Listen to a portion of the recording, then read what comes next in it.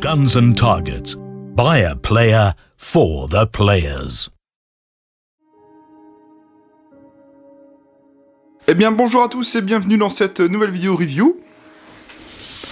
Et aujourd'hui enfin je vous la présente. Je l'ai attendu très longtemps cette réplique pour en faire une review. La voici enfin, l'AKM de chez Tokyo Marui. Oui, elle aura mis du temps à venir, quasiment un an après sa sortie, mais bon bah on peut pas faire comme on veut des fois, donc voilà. La voilà enfin, donc une très jolie boîte qui fait un petit peu caisse d'armes, un petit peu caisse de ce qu'on trouvait pour les vrais AKM, pour le coup ça fait un peu caisse en bois, c'est très sympa. On a sur le côté droit le numéro 10 des GBBR Tokyo Marui, et en haut à gauche on a Tokyo Marui ici, et puis le nom au centre, c'est très sobre, j'aime beaucoup. À l'intérieur, comment ça se comporte? Alors au couvercle on a un support polystyrène avec une enveloppe contenant la dock, et voilà l'intérieur de la boîte. C'est très joli, c'est très bien présenté, regardez-moi ça. L'AKM est posée dans le fond sur un support tissu, très sympathique, avec son chargeur et la petite boîte d'accessoires. Donc il faut savoir que le tissu, je vais pas forcément vous le montrer en vidéo parce que c'est une réplique qui ne m'appartient pas, elle va servir après à être revendue dans un shop. Donc ce tissu fait aussi office de housse de transport, je sais pas si j'arriverai à vous trouver une photo pour vous illustrer, mais en gros, si vous retirez le tissu de la boîte, ça vous fait une housse de transport pour la réplique. Moi je ne le ferai pas parce que c'est pas ma réplique.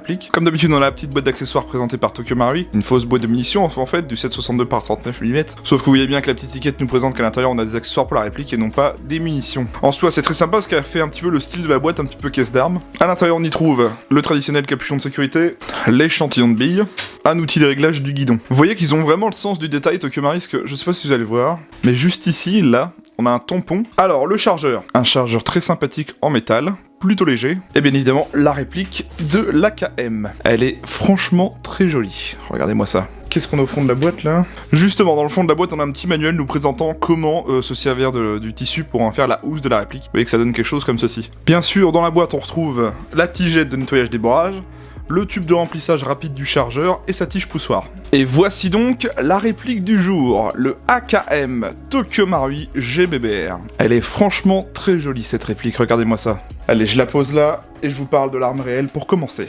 L'AKM, du russe fusil d'assaut Kalachnikov modernisé, est la version en tôle emboutie de la K-47 afin d'en réduire les coûts de production. Il a remplacé son prédécesseur dans l'armée rouge, puis dans celle des pays du pacte de Varsovie. Produit massivement, il représente l'essentiel des Kalachnikov utilisés dans le monde. Les médias confondent souvent l'AK-47 et l'AKM. La construction de la carcasse se fait par estampage et rivetage, mais la crosse et le garde-main sont réalisés en contreplaqué de bouleau, léger et peu coûteux. Le mécanisme de détente est pourvu d'un retardateur pour empêcher la percussion prématurée avant verrouillage d'une cartouche. Par ailleurs, le cylindre de récupération des gaz est aussi amélioré, et la hausse, auparavant graduée jusqu'à 800 mètres, est portée jusqu'à 1000 mètres. Les résultats sont spectaculaires, la masse de l'arme chutant de 4,3 à 3,14 kg, le coût et le temps de construction sont aussi considérablement réduits. La version avec crosse pliante en métal embouti, destinée aux équipages de blindés, aux parachutistes et aux fantassins des BMP nommés AKMS, réduit la longueur de l'arme de 868 à 699 mm. En 1963, en une nouvelle refonte, l'AKM était équipé d'un compensateur de recul, un embout biseauté qui contre en partie la tendance des armes à remonter lors du tir. La baïonnette est aussi modernisée, sa forme est retravaillée et son fourreau est dorénavant en matière plastique.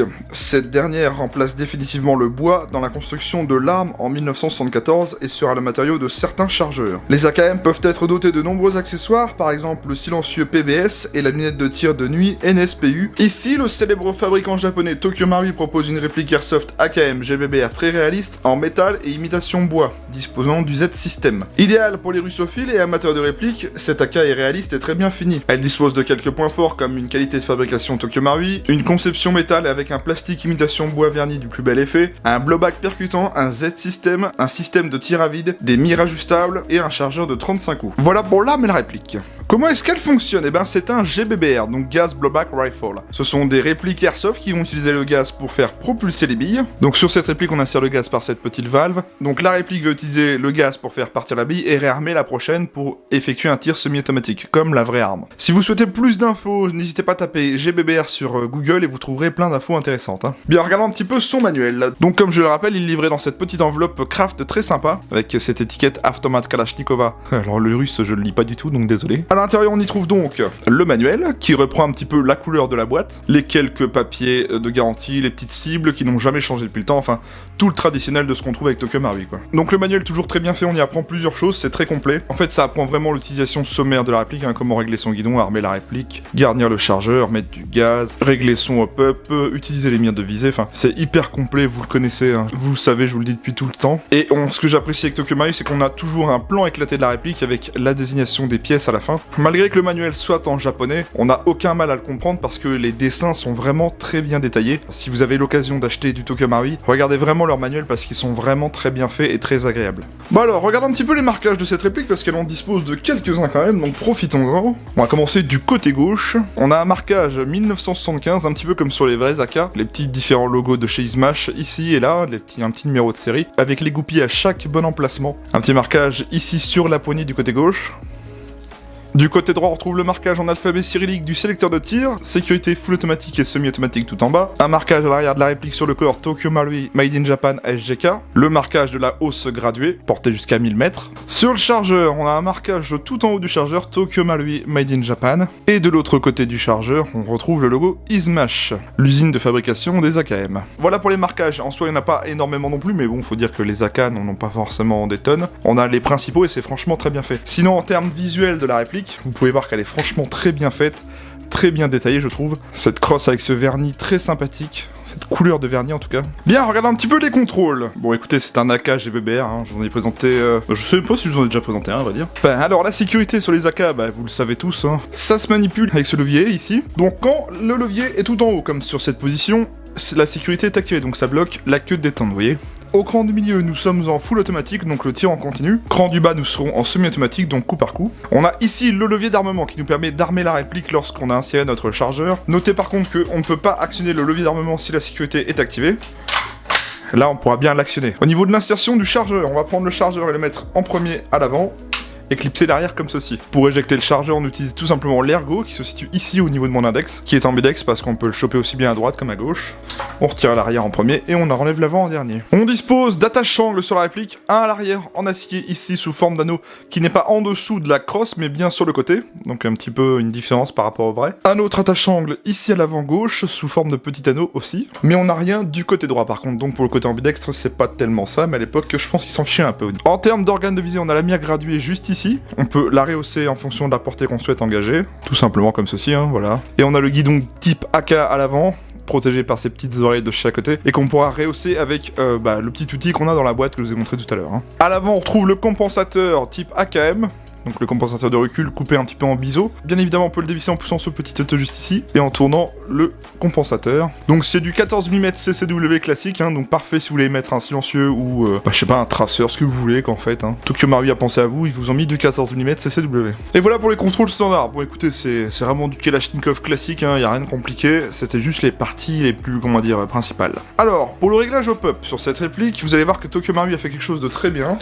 Prendre la réplique, on va la retourner complètement en dessous. Je ne sais pas si on va la voir, ça va être galère. Bon, on verra pas parce qu'il n'y a pas assez de lumière, mais j'essaierai de vous faire une photo au pire. À ce niveau-là, quand on retourne la réplique, on a la petite molette qui est accessible directement par l'insertion du chargeur. Donc c'est plutôt bien dans le sens où on n'a pas à démonter la réplique pour aller régler son hop-up. La molette est graduée juste ici, elle est marquée par des chiffres en plus qui vous permettent de bien régler votre hop-up. Donc très bon point pour Tokyo Marui parce qu'on peut régler le hop-up sans avoir à démonter la réplique.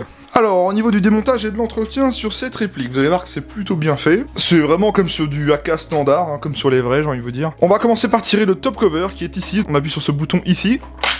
Hop, on retire le top cover. On y voit d'ailleurs la mécanique interne. Donc on va retirer le ressort récupérateur ici, en le poussant un peu vers l'avant et en le retirant vers l'arrière. Un espèce de ressort un petit peu mou. Ensuite, on pourra retirer l'élément mobile, donc en tirant simplement sur le levier d'armement. Voilà, on le sort par l'arrière. Au bout de l'élément mobile, on a le piston qui vient se ramener à l'avant du tube d'emprunt des gaz. Donc là, au passage, on y voit l'interne de la réplique. Voilà. Donc pour l'entretien, ce que vous faites, eh bien, vous lubrifiez les parties coulissantes, hein, tout simplement. Chose intéressante, on peut aussi accéder à l'avant ici. Donc pour démonter le haut du garde-main, on va aller actionner ce levier ici. Voilà. Et là, on pourra retirer le haut du garde-main. C'est ici que le piston qu'on a sur l'élément mobile va venir se caler, va venir taper ici. C'est un faux tube d'emprunt des gaz si vous préférez. Donc voilà, donc là on a vraiment la réplique démontée de partout. Donc voilà l'élément mobile avec son nozzle à bien lubrifier. Bien sûr, on lubrifie avec de la graisse les parties coulissantes et on met de l'huile siliconée au niveau du joint du nozzle. L'avant du piston qui vient se taper au niveau du tube d'emprunt des gaz. Et ici on a cette pièce qui vient retenir l'élément mobile quand il vient taper en fond de cycle. Donc avec deux gros joints toriques qui viennent amortir le tout. C'est vraiment très bien pensé, je trouve. Donc voilà, en termes de démontage et entretien, c'est pas compliqué, hein. Vous démontez tout, vous lubrifiez comme il faut, vous enlevez la vieille graisse et vous lubrifiez, bien sûr. Et vous remontez tout comme je vous ai montré. Donc pour le remontage, c'est pas compliqué. Donc je vais remettre le haut du garde-main. On met l'élément mobile, on le fait coulisser. Voilà. On vient remettre le ressort récupérateur ici. On le recale à l'arrière de la réplique. Voilà. Et on finit par remettre le top cover. Voilà, c'est très simple, vous voyez, il n'y a rien de compliqué. Donc c'est assez simple au niveau des montages et entretien, hein. Suivez juste ce que vous venez de voir et ça se passera très bien. Hein. Alors cette réplique, elle dispose du système Z, comme sur les AR MWS de chez Tokyo Marui. Donc le système Z, je l'ai déjà expliqué plusieurs fois, c'est un système qui permet de préserver l'arrêt de tir en fin de chargeur, tout simplement en venant, je ne saurais pas trop vous l'expliquer, mais je vous mettrai une image en arrière-plan par exemple pour les types AR. Ça vient retenir entre guillemets les pièces entre guillemets fragiles du système d'arrêt de tir, et ça préserve la réplique dans le temps, et ça marche franchement très bien, parce que maintenant que ce système est sorti il y a plusieurs années, les casses de système d'arrêt de tir en fin de chargeur ont été beaucoup préservées en tout cas. Bah il y a beaucoup moins de casses et beaucoup moins de problèmes. Et c'est vrai que ce système Z est franchement très intéressant. Ils l'ont mis dans cette AKM Tokyo Marui, donc quand même un très bon point au final. On a le même système que dans les AR, mais sur un AK, et qui préservera aussi votre système d'arrêt de tir. Voilà. Alors pour garnir le chargeur, vous allez voir que c'est pas bien compliqué. On a la tigette de remplissage rapide, oula, et de sa tige poussoir. Vous allez simplement prendre le tube de remplissage rapide, vous le mettez sur les lèvres comme ça. Avec un baby loader, vous allez insérer des billes dans le petit tube, donc à peu près à ce niveau-là, il faut le faire à peu près deux fois et demi pour bien remplir le chargeur, et avec la tigette poussoir, vous pousserez les billes dans le tube, qui viendront insérer directement les billes dans le chargeur en quinconce. Voilà, c'est assez simple, mais il faut absolument pas perdre ces deux pièces-là si vous voulez toujours garnir vos chargeurs, hein, parce que bon, sans elles, vous allez un peu plus galérer, c'est clair.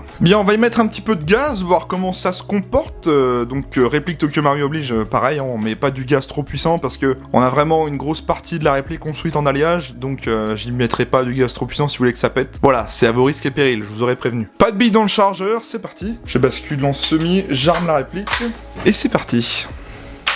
Ah, ça ne tire pas. Oui, c'est normal, c'est parce que la réplique dispose d'un système d'arrêt de tir, donc à la fin du chargeur, la réplique va se bloquer pour ne plus tirer tout simplement dans le vide. Bien sûr, Tokyo Marui a pensé à vous, parce que vous avez un système de tir à vide là-dessus, si vous n'avez pas envie de tirer avec des billes par exemple. On va aller ici, en dessous de la réplique encore une fois. Je ne sais pas si on va bien le voir, mais j'imagine que non, parce qu'il n'y a pas de lumière. En soi, ici, là, donc là on a le réglage au pop en haut, et en bas, on a ici un petit levier. Ce petit levier, si on le tire, ça permet de bloquer le système d'arrêt de tir, donc on pourra tirer à vide. Et on pourra bien sûr le désactiver si on a envie de retirer avec le système d'arrêt de tir. Je vous ferai une photo pour mieux vous le montrer, vous inquiétez pas. Voilà, moi je vais l'activer pour la vidéo. Je tire un petit peu dessus. Voilà, là je l'ai activé. Vous voyez que ça se fait très bien, c'est assez rapide, hein. Le système de tir à vide il s'active franchement très bien vite. Et c'est parti. Déjà je vais regarder un petit peu la queue de détente, pour voir comment ça réagit. Donc on a un tout petit débattement, qui est vraiment comme ça en fait. Donc là c'est la position neutre, là j'ai la résistance, et normalement après j'ai le tir. Ok, bon le trigger reset, il est là, donc ouais il est vraiment... il est au même niveau que la dureté de la queue détente avant le tir en fait. Donc il se fait vraiment à sa position neutre. Là, voilà, on l'entend bien, il est audible. Ok, alors voyons voir ce que ça donne en termes de kick. Alors ça kick pas énormément de fou, bien moins que du GHK c'est sûr. Il faut se dire que la réplique est construite à la base pour du HFC 134, hein, le gaz qu'on utilise au Japon, donc 90-100 PSI. Ça kick pas énormément non plus, il y a un petit kick sympa. À l'avenir, comme il y a eu beaucoup de pièces pour les MWS, j'imagine qu'on aura beaucoup de pièces pour les mécaniques de la KM. Donc peut-être qu'un jour on aura des pièces pour améliorer le kick, etc. Ok, qu'est-ce que ça donne au niveau du full ? Waouh, et ben ça avoine pas mal. Bon, le kick est pas énorme non plus, hein, mais ça claque bien fort. Pour le coup, une Kalachnikov qui claque, c'est bien. Mais là, ça... ouais, ça marche plutôt bien, clairement. Hein. Ok, bon, voilà pour le test de tir à vide. C'est pas dégueu du tout. Bien, parlons maintenant un petit peu des finitions. Alors, comme je vous l'ai dit au début de la vidéo, cette réplique, elle est construite vraiment avec les matériaux que Tokyo Marui dispose pour faire les répliques. C'est-à-dire qu'au Japon, on a des normes assez poussées, et au Japon, ils respectent la loi, clairement. Pour vous détailler un petit peu le tout, sur cette réplique. Le top cover, lui, est en acier embouti, comme sur la vraie. Le corps ici et les quelques éléments ici, ça c'est de l'alliage. Donc c'est pas un alliage de merde, hein, on est loin d'avoir de l'alliage WE quand même. Ça reste plutôt résistant. Pareil, hein, pour tout ce qui est le canon externe, etc., ainsi que les organes de visée. Et en termes de garde-main, la poignée et la crosse, oui, on est sur un plastique imitation bois. C'est du plastique, ne déblatérez pas dans les commentaires qu'on n'est pas là pour comparer qui est meilleur par rapport à GHK. GHK c'est différent, ils font des répliques un tant soit peu un peu plus réalistes. Le but de Tokyo Maru en fait, comme je le dis à chaque fois, c'est que vous l'achetez, vous la sortez de la boîte et vous jouez sans vous prendre la tête. Vous n'aurez rien à faire pour améliorer les performances. C'est le but de Tokyo Maru. Certes, ils n'ont pas forcément l'externe très réaliste et très RS comme tout le monde cherche, mais vous avez au moins les perfs. Vous l'achetez, vous mettez des billes, du gaz, vous allez jouer, vous les tirez sur vos copains. Ça marche très bien en sortie de boîte, c'est le but de Tokyo Maru. Donc ne venez pas me dire dans les commentaires que GHK est meilleur. Certes, en termes d'externe, ça sera beaucoup plus agréable d'avoir un GHK. Par contre, petit point intéressant, c'est que la Tokyo Maru est elle aux dimensions de la vraie, alors que la GHK ne respecte pas vraiment les mêmes dimensions. Alors qui est vraiment réaliste au final? J'ai l'impression qu'aucun des deux ne l'est forcément. Mais voilà, pour résumer, de l'alliage, un petit peu d'acier et bien sûr du plastique pour les parties bois. Mais regardez-moi ces finitions.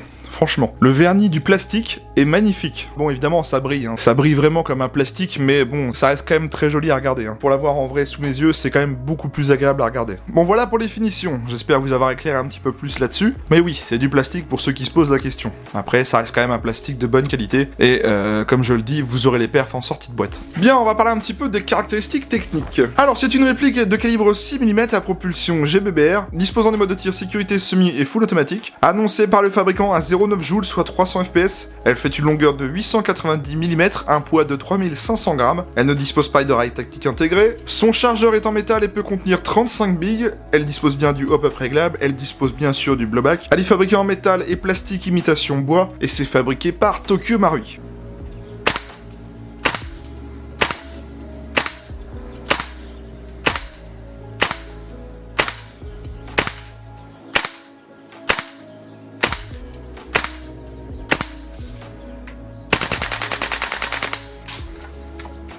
À peu près 10 billes secondes. Test de tir de l'AKM Tokyo Maru GBBR.